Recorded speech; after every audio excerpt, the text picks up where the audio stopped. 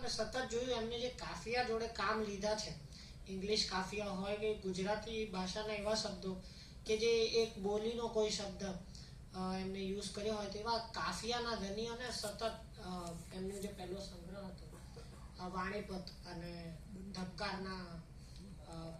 ધબકારના વારસ, બંને કાવ્ય સંગ્રહમાં સતત એ કાફિયા જોડે જે કાફિયાથી કામ લેવાની એમની ચીવડત છે કે એ ઇંગ્લિશ કાફિયાને બી એવી રીતે ગઝલમાં લઈ આવે કે એકદમ ગઝલનો જ ભાગ હોય, મારી ભાષાનો જ શબ્દ હોય એવું લાગે.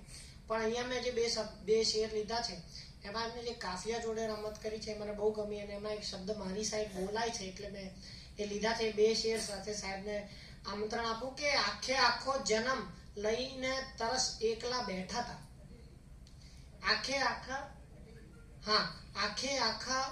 આખો જન્મ તરસ અઢેલી બેઠા હતા. અન સમયમાં શું સૂઝ્યું કે જીવ થયા ગલ ગોટાજી ને એમ આ શેર જોજો કે એમ જીવી ગયા માણસ થઈને પીડાઓના જંગલમાં.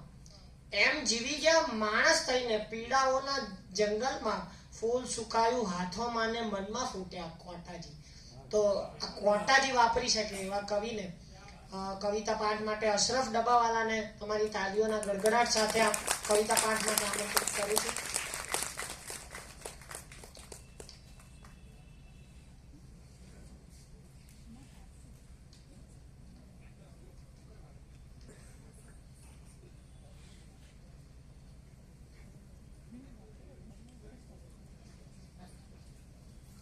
આજે મને આનંદ છે કે અમરેલીના કવિઓ સાથે હું કાવ્ય પોષણ કરું છું. અમારા અમરેલીની એક ખૂબી હતી. અમરેલી ગામમાં કોઈ પણ સમયે 5 ગાંડા અને 5 કવિ હોય.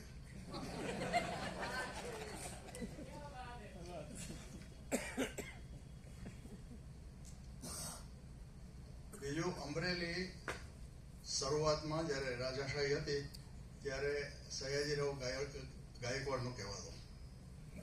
પછી જીવરાજ મહેતા આવ્યા ચીફ મિનિસ્ટર તરીકે, તો અમરેલી જીવરાજ મહેતાનું કહેવાતું. પણ ત્યાર પછી વર્ષો સુધી અત્યારે અમરેલી રમેશ પારેખનું કહેવાય છે.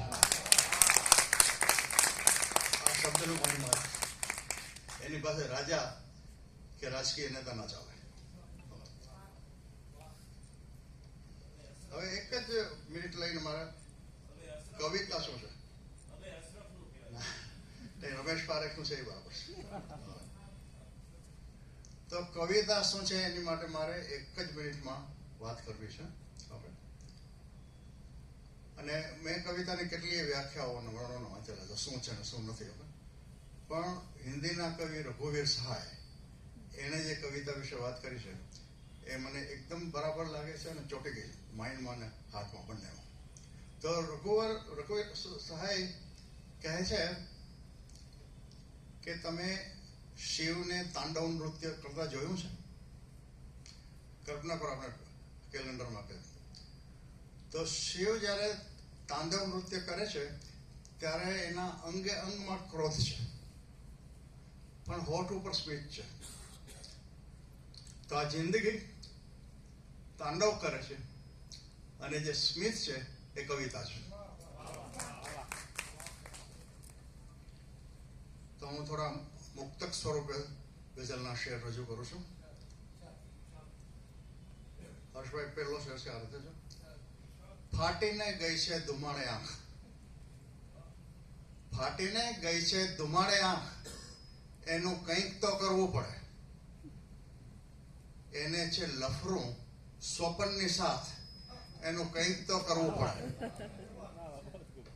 શ્રાપ કે આદેશ રૂપે હોય તો એમાં કશું ન થાય, પણ શ્રાપ કે આદેશ રૂપે હોય તો એમાં કશું ન થાય, પણ આવ્યો છે વરદાનમાં વનવાસ, એનું કંઈક તો કરવું પડે.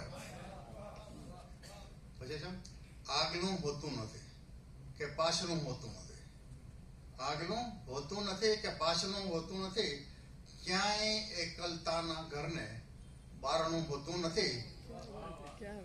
રોજ શબ્દોના મરણ, રોજ શબ્દોના મરણ થતા રહે છે કાગળે, રોજ શબ્દોના મરણ થાતા રહે છે કાગળે, એની વર્ષી કે તિથિ કે 12મું હોતું નથી.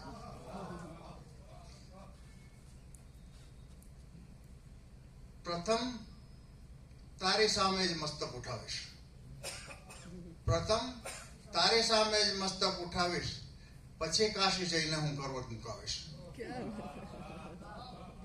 પ્રથમ તારી સામે જ મસ્તક ઉઠાવીશ, પછી કાશી જઈને હું કરવત મુકાવીશ. હું છું એની બીજી એ છે એક બાજુ. હું છું એની બીજી એ છે એક બાજુ, હું નહીં હોઉં ત્યારે તને એ બતાવીશ.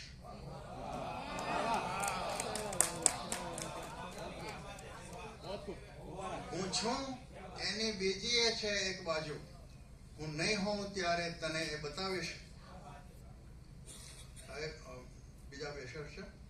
હવે ગઝલમાં તમે બધા જાણકાર છો, પણ તે છતાં હું તમને રિમાઇન્ડ કરું કે એના બધા શેર જુદા જુદા વિષય ઉપર હોઈ શકે. પહેલો શેર આપણે ઈશ્વર ઉપર હોય, પછી બીજો શેર પ્રિયતમા ઉપર હોય, અને ત્રીજો શેર દુશ્મન ઉપર હોય. પણ પૂરી સમજણ પછી એમ લાગે છે કે ત્રણે એક જ છે. તો પહેલો શેર છે ઈશ્વર ઉપર. જો આપ તો શબ્દોમાં મને કોઈ છટા દે, જો આપ તો શબ્દોમાં મને કોઈ છટા દે, નહીતર તો મને મૌનમાં મોકાની જગા દે. હવે મધુને સંબોધન અક્ષર છે. જો તું કહે તો મેઘધનુષ પણ હું થઈ શકું. જો તું કહે તો મેઘધનુષ પણ હું થઈ શકું. એકવાર મને ગમતો જરા રંગ થવા દે. જો તું કહે તો મેઘધનુષ પણ હું થઈ શકું. એકવાર મને ગમતો જરા રંગ થવા દે.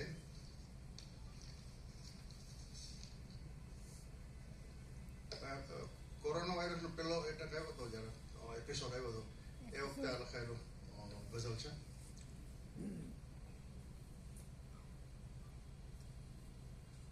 આપીશ ભર સભામાં ને દાદની વચ્ચોવચ. મધુર સંબોધન છે. આપીશ ભર સભામાં ને દાદની વચ્ચોવચ, સોગાત છે ગઝલની, છાની તો નહીં જાઓ.